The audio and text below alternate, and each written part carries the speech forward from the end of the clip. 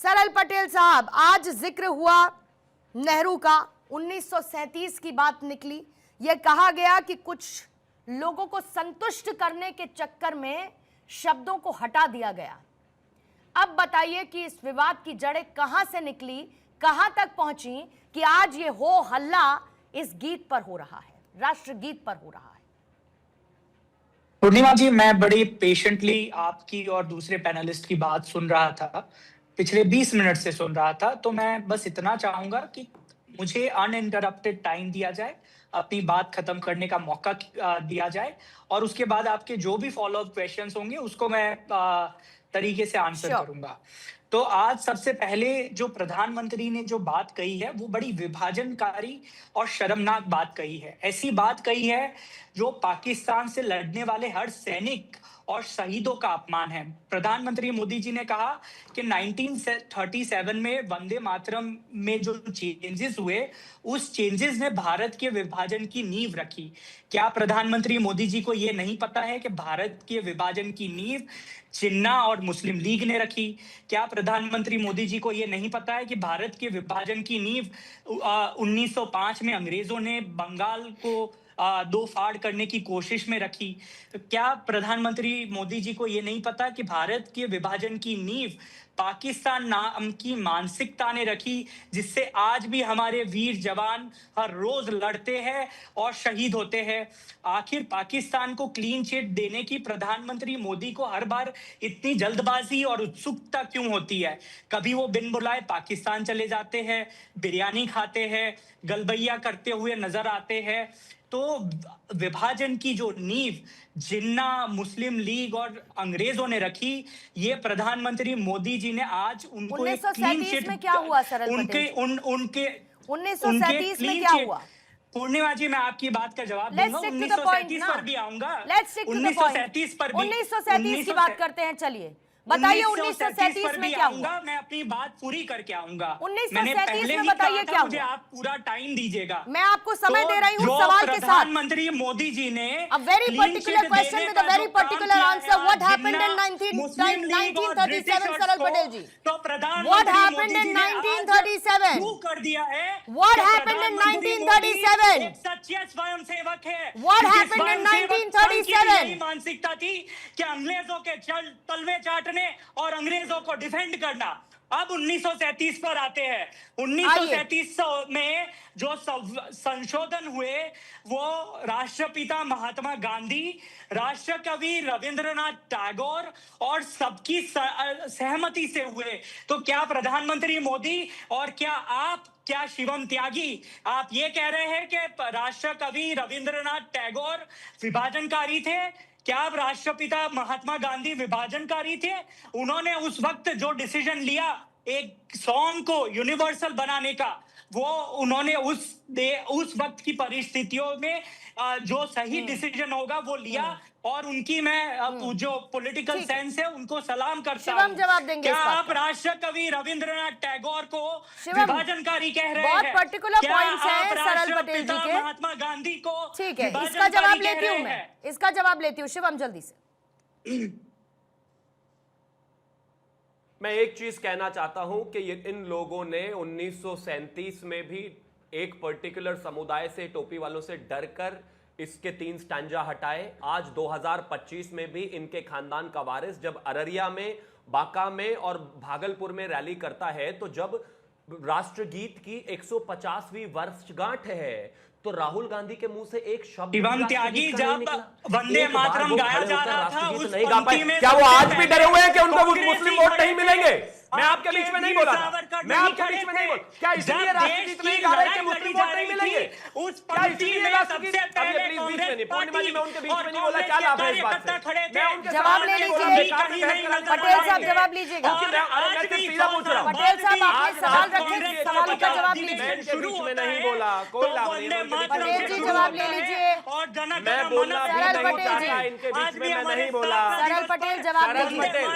सरल पटेल, हिम्मत नहीं है क्या जवाब देने की? हिम्मत नहीं है क्या जवाब देने की? अरे तो गीत गाइए ना, वो सियासत का हिस्सा क्यों है? और सियासत का हिस्सा हर तरफ से है, क्यों है सियासत का हिस्सा? क्यों वंदे मातरम क्यों है नहीं गाया सियासत जाता का है? हिस्सा वंदे मातरम और हर तरफ से है? क्यों वंदे मातरम नहीं गाया जाता?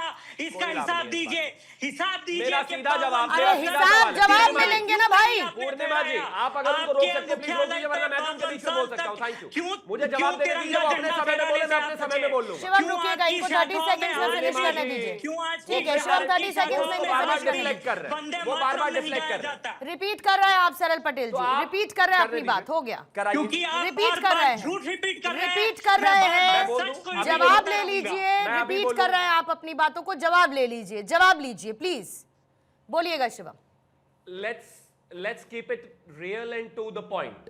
राष्ट्रगीत जो भारत का राष्ट्रगीत है, जिसने आजादी में अहम भूमिका निभाई, जिसके 3 स्टैंजा मुस्लिम तुष्टीकरण की वजह से मुस्लिमों के दबाव में आकर कांग्रेस ने हटाए, आज 150वीं वर्षगांठ में नेहरू खानदान के चौथी पीढ़ी के वारिस ने जब बिहार की 3 जगह भागलपुर, अररिया, बांका में रैली करी, आज भी राष्ट्रगीत नहीं गाया।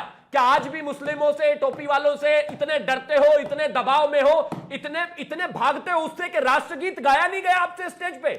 क्या आज भी इतने डरपोक बने हुए हैं? जिस गीत ने इस देश को स्वतंत्रता दिलाने में इतनी महत्वपूर्ण भूमिका निभाई हो, उसके विषय में एक शब्द राहुल गांधी नहीं बोले। क्यों?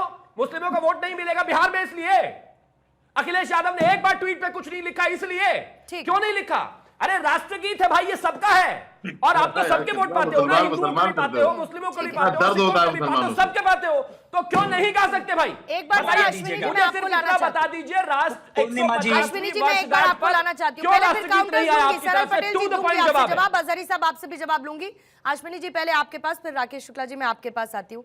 अश्विनी जी, अगर सुप्रीम कोर्ट कहता है कि सम्मान जरूरी है, बाध्यता नहीं, आपको लगता है इस एक लाइन ने राजनीतिक लोगों को इसे अपने अपने हिसाब से बुनाने का एक मौका दे दिया है? और जरा मुझे बाकी देशों का भी उदाहरण पेश करिएगा। बाकी देशों में क्या इस तरीके की आपत्तियां हैं राष्ट्रगीत को लेकर, या हमारे यहां क्योंकि लोकतंत्र में अधिकार है, लोकतंत्र में स्वतंत्रता है, तो उस स्वतंत्रता के नाम पर कुछ भी कीजिएगा? देखिए, जहां सेलेक्टिवली जरूरत पड़े संविधान की धाराओं और अनुच्छेदों का हवाला दिया जाने लगे, और जहां जरूरत पड़े वहां आप कानून, जब पर्सनल राइट्स की बात हो, पर्सनल लॉज की बात हो, तो अपने सेलेक्टिवली इंटरप्रिटेट करने लगे। तो विविधता तो ऑलरेडी है, लोग अपने हिसाब से सेलेक्टिवली इसको इस्तेमाल करते हैं। वंदे मातरम एक ऐसा शब्द है, आज नहीं 150 वर्षों से चला आ रहा है, हमारे संविधान से भी पुराना है। एक ऐसा मंत्र है जिसने भारत के आंदोलन में ऊर्जा भरी, और पूरा देश इसको मानता है, राष्ट्रीय पहचान को आकार दिया, और आज भी मजबूत, एकजुट, समृद्ध भारत के निर्माण के लिए प्रेरित करता है। 2 ही शब्द थे उस समय। थोड़ा इतिहास पर अगर नजर डालें, वंदे मातरम और अंग्रेजों को भड़कने के लिए काफी थे, और अंग्रेजों ने इसीलिए, अगर आप देखिए कि बंकिम चंद्र चट्टोपाध्याय के उपन्यास आनंद मठ में वंदे मातरम जिसका समावेश हुआ, और लिखने से पहले ही उनके, और उस देश को मातृभूमि की भावना को प्रज्वलित करने वाले गीतों में सबसे पहला गीत था। और अगर उसकी बात करते हैं, तो एकजुटता का प्रतीक है, ब्रिटिश दमन का के खिलाफ ये आया, वैश्विक पहचान है। और आज अगर ऐसी बात हो रही है तो हम इसको धर्म के चश्मे से देख रहे हैं। ये इसके लिए बंकिम चंद्र चट्टोपाध्याय जी ने शायद नहीं देखा, ये तो युगों युगों तक चलने वाली बात है। 7 नवंबर 18 को एक सज्जन कह रहे थे कि 1937 में, भाई साहब, इसको 1875 में संस्कृत और बंगाली के मिश्रण से बनाया गया था। ये 1881 में उनका जो प्रसिद्ध बंगाली उपन्यास था आनंद मठ, उसमें प्रकाशित हुआ, जिसमें उस समय की कॉलोनियल जो लेगेसी थी, रूल था, उसके खिलाफ सन्यासी विद्रोह की पृष्ठभूमि में जो हमारे इंडियन फ्रीडम फाइटर्स थे, उनके प्रयासों को चिन्हित करते हुए आग भरने के लिए काम। उस समय हर जज्बा, पता नहीं कितने लोग थे कि उस समय अगर ऐसे डिबेट होती और धर्म के आधार पर अगर 1875 में इसको विभाजित करने की बात की होती, तो आज शायद 1937 की बात कर रहे हैं, मैं उससे पहले की बात कर रहा हूं। और एक गीत नहीं है, ये राष्ट्रीय जन जागरण का पहला मंत्र और स्वतंत्रता संग्राम का शक्तिशाली प्रतीक है। उसके बाद ही लोगों ने बलिदान देने शुरू किए थे। इसने सदियों से भारतीयों को मातृभूमि के प्रति भक्ति और बलिदान के लिए प्रेरित किया है। और आज 150 वर्ष इसके पूरे हुए, उसके रचयिता क्या सोच रहे होंगे? ठीक है। अंग्रेजों से लड़ने वाले, लड़कर मरने वाले हमारे शहीद, हजारों क्रांतिकारी वीर क्या सोच रहे होंगे? हम भी बात हो रही थी हमारे इनकी रविन्द्रनाथ टैगोर जी की। रविन्द्रनाथ टैगोर जी ने स्वयं इसको 1905 में गाया था स्वदेशी आंदोलन के समय। ये जब बंग भंग की बात हो रही है, बंगाल विभाजन विरोधी आंदोलन के, हर भारतीय की जुबान पर था। भारतीय क्या धर्म के चश्मे से देखा जा रहा था उस समय 1905 में? नहीं। तो ब्रिटिश सरकार के दमन के बाद भी इसको राष्ट्रीय गान नहीं बनाया गया, क्योंकि ब्रिटिश डरते थे। और फिर उसके बाद हम धर्म के चश्मे से डेमोक्रेसी में सेलेक्टिवली देखने लगे। संविधान में 2 पार्ट हैं, एक पार्ट फंडामेंटल राइट्स है, दूसरा पार्ट फंडामेंटल ड्यूटीज हैं। तो आप ऐसा नहीं कह सकते फंडामेंटल राइट को सेलेक्टिवली इस्तेमाल करके वोट में कन्वर्ट करने के लिए। और इसके साथ एक बहस की और शुरुआत जरूर अश्विनी जी होती है कि क्या संविधान में इसे शामिल करना और इसे मस्ट करना क्या एक अलग अमेंडमेंट के तौर पर आने वाले समय में देखा जाना चाहिए, ताकि इस विवाद को पूरी तरीके से खत्म किया जा सके।